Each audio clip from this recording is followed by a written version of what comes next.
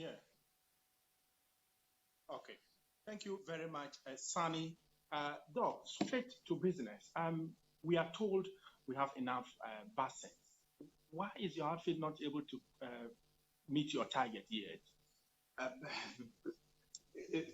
Basically, I think it's the season and the perception of what people are thinking that with these latest mandate updates from the presidency, we are not making so much noise about COVID. Therefore, maybe the need for the vaccines has gone down. But I might say, with these campaigns, anytime we engage in this campaign, there's a massive jump in the uptake. So basically, I think it's the approach of how we will have to go about making sure that people really get the vaccine. Because if you look at even the numbers that we have for the past 3-4 days, you can see there's a huge jump in terms of people that we have been able to vaccinate.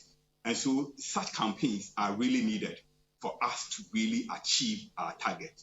Because when we have the campaigns, you see that more attention is drawn to. We remind people again of the need for them to have it. And then with the campaign also, you see the access is also improved. And people, those who are really on the borderline, have the advantage and access of getting the vaccines. So those who know at their normal time days wouldn't want to go for the vaccine. When we have such campaigns, we are able to group all of them and give them the vaccines. Okay. Now, will you say that some misconceptions or some negative theories against the vaccination study is ongoing, is contributing to you not being able to meet your target yet?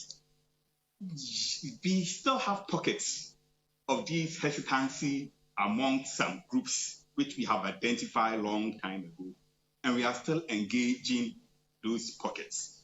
But on the whole, you see the desire and the unmet is higher.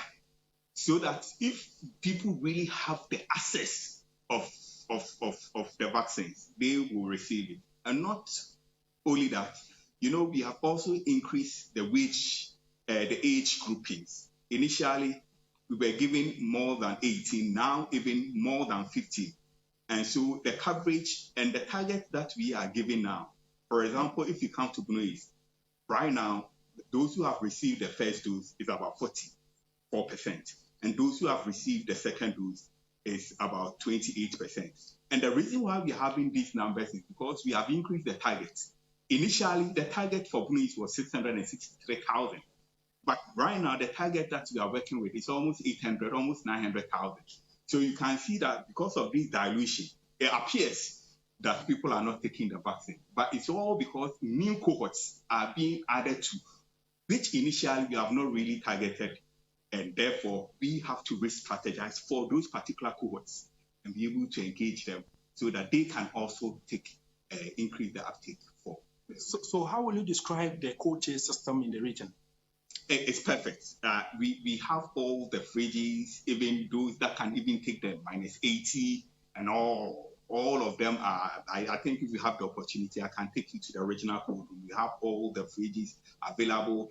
We have all the other cold boxes that are supposed to do to make sure that we maintain the cold chain. It's something that we are doing very well. No, the health directorate cannot do this all alone. How will you describe the level of collaboration between you, the religious groups, like the Christians, the Muslims, and the traditional authorities? Are they collaborating or are they cooperating well? They are really leading the campaign. In fact, we just came from a lunch where the regional minister, together with the clergy, the traditional leaders, engaged, and then we were thinking of how to really increase the uptake. We could see the pledges from all of them, the clergy, the chief imam, all of them were there, the traditional leaders, and the regional minister himself led the campaign. So in Bono East, the campaign actually is spearheaded by the key stakeholders. So they are really leading, and even surprisingly, they are even canvassing for stricter measures and mandates so that people will be coerced to take the vaccine. So they are really leading the campaign as we Okay, so now your final message to those who still feel reluctant to take the vaccine. Vaccine save life.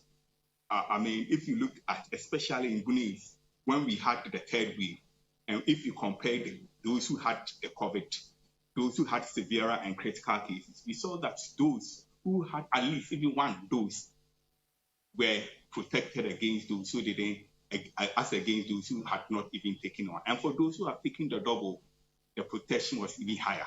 So you will see that the vaccines are needful, necessary, and if you have not gone for yours, please kindly do so. Thank you very much. We want to thank Dr. Adomako-Boateng for his time. We'll keep on following the whole exercise and then keep on updating our viewers. For GBC News, Samuel Ayama, taking Tampa, Bono East.